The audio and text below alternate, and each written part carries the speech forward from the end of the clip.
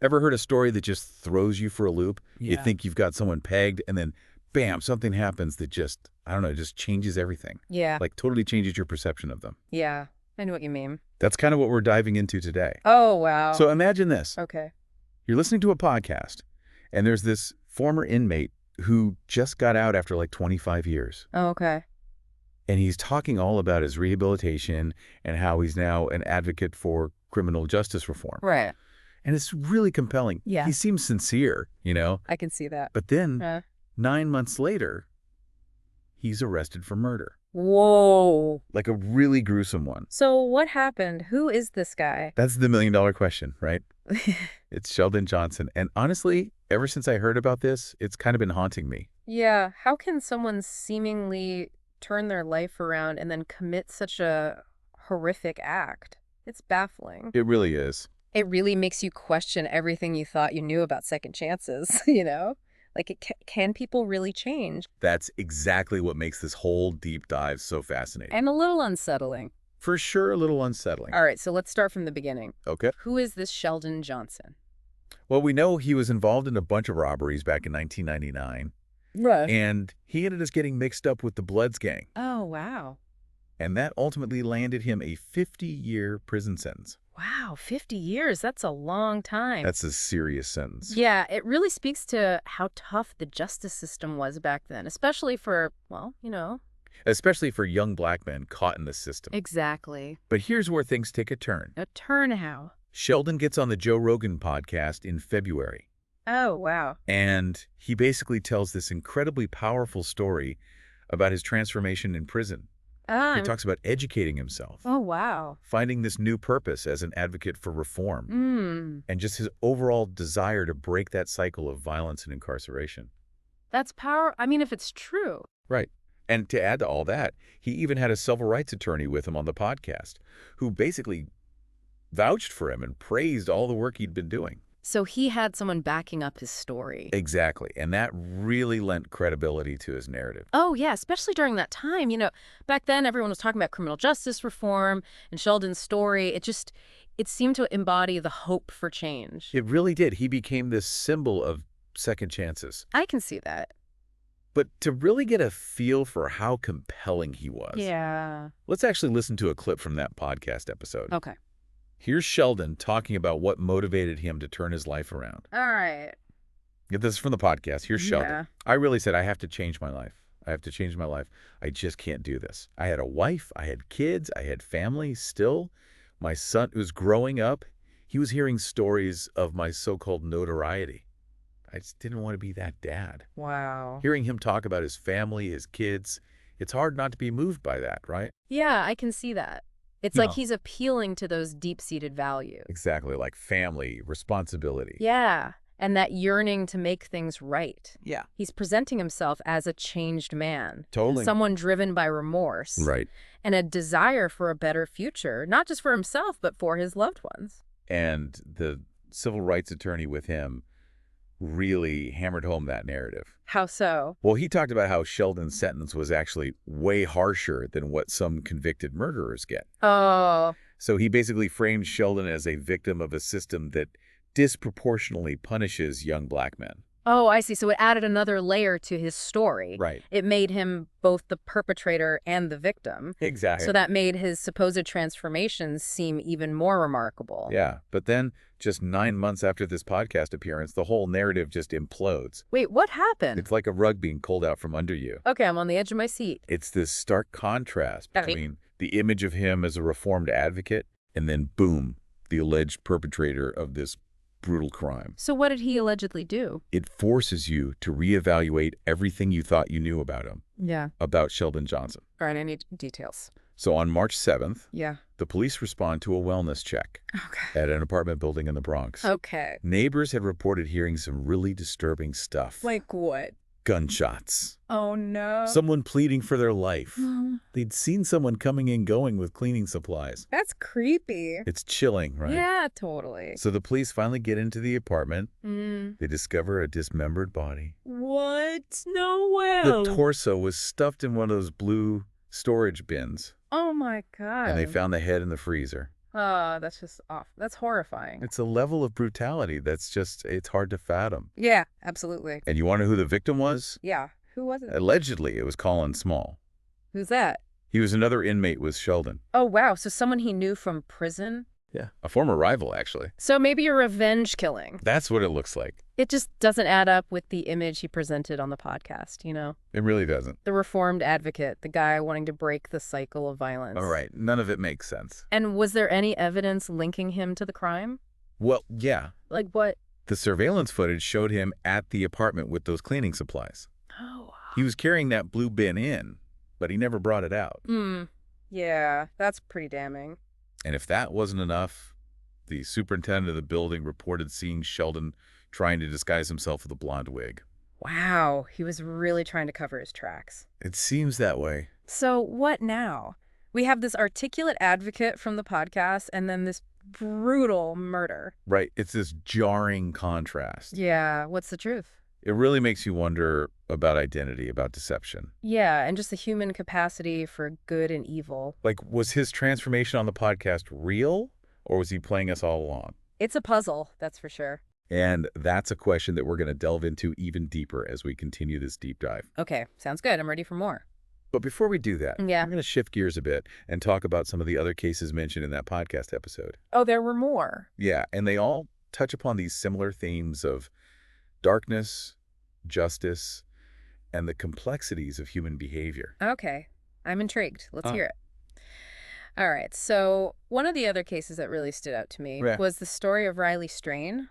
Oh, yeah, that one was heartbreaking. It really is a reminder that sometimes bad things happen to good people. He was just 22, a college student. In Nashville for a fraternity conference, right? Yeah, he was out with friends, having a good time. Typical college stuff. Right, but then he ended up getting separated from his group after they left this bar. And that's when things get murky. Yeah, there's this surveillance footage that shows him kind of stumbling around, even falling at one point. Oh, no. Was he intoxicated? It seems likely, which makes him even more vulnerable, right?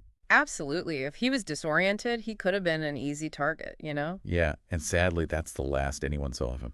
What? He just vanished. Completely gone, vanished without a trace. Wow, that's terrifying. They've searched everywhere, hospitals, jails, nothing. And his phone? Dead. No activity. There's no way to track him digitally. It's like he just disappeared into thin air.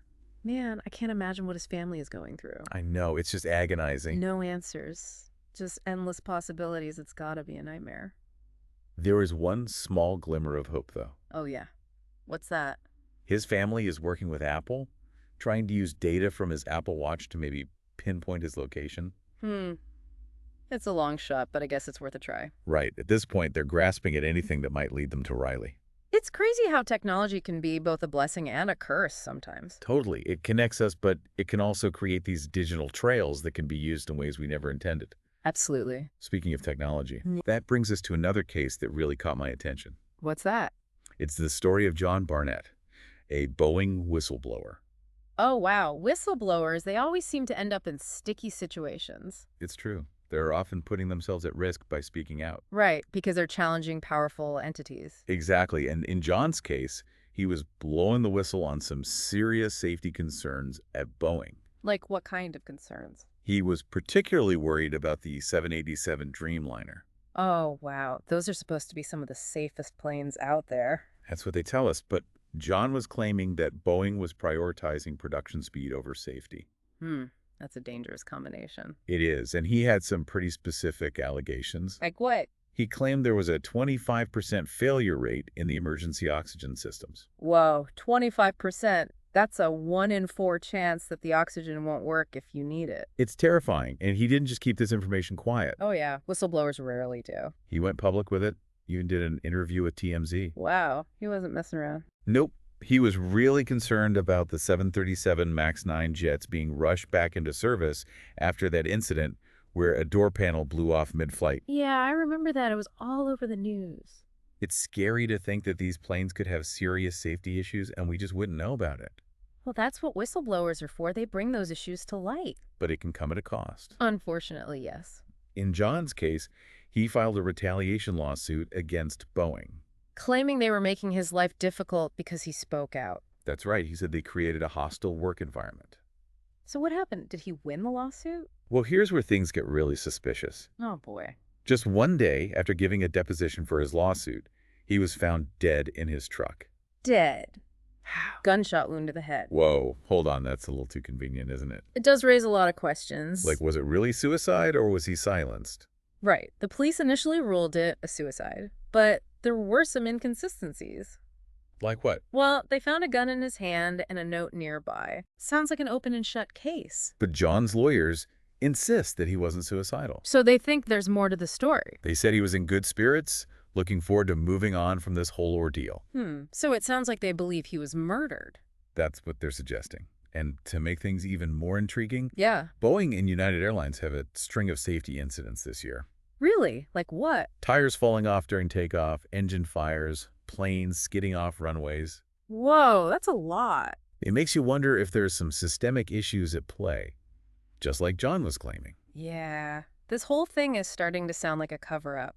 It's hard to say for sure, but it definitely warrants further investigation. Absolutely. Someone needs to get to the bottom of this. Okay, now let's move on to a case that's, well, it's pretty disturbing. All right, hit me with it. It involves a woman named Erlene Tucker. Okay, what'd she do? The police found her naked outside her home. Naked. Okay, that's a bit strange. Yeah, and she was standing over what looked like a human organ. Whoa.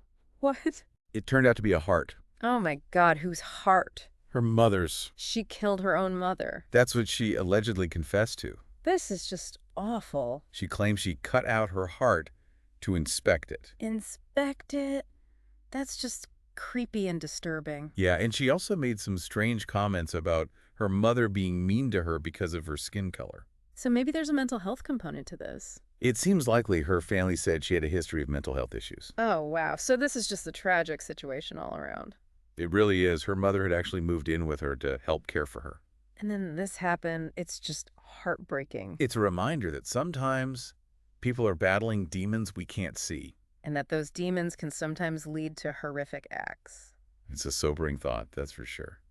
Man, we've covered some heavy stuff today. We have. It's a lot to take in. You know, all these cases, they just remind us that things aren't always what they seem. Right. Like you think you have someone figured out, and then boom, something happens that totally changes your perception. It's unsettling, you know? It makes you wonder about the people you encounter every day.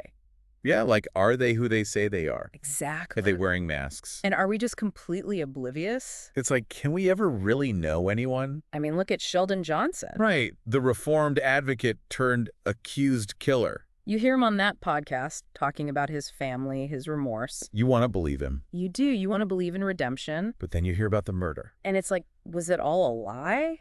Was he just a master manipulator? It makes you question everything. It does, and I think that's the point. What do you mean? These cases, they challenge us, they force us to confront uncomfortable truths about ourselves and the world around us. I guess that's true. It's easy to get caught up in the simple narratives, you know? Good versus evil, right versus wrong. Exactly, but life is much more complicated than that. There are so many shades of gray. And these cases, they force us to see those shades of gray. And to grapple with the complexities. And that's not always easy. No, it's not, but I think it's important. Absolutely, because it makes us think critically. It makes us question our assumptions. And ultimately, it makes us more informed and aware. So yeah, this deep dive has been unsettling, Definitely. but also enlightening. I agree. It's made me think about things in a new way. Me too, and I think that's a good thing. It is, because knowledge is power. Knowledge and awareness. Right. The more we know, the better equipped we are to navigate the complexities of the world. And to protect ourselves and others. Exactly. So if you found this deep dive thought-provoking, If you like to explore the darker side of human nature, and if you're not afraid to challenge your own beliefs, then be sure to subscribe to The Deep Dive. we'll be back soon with more fascinating and unsettling stories. Stories that will make you question everything you thought you knew. Until then, stay curious and keep an open mind. And remember, the truth is out there, waiting to be discovered.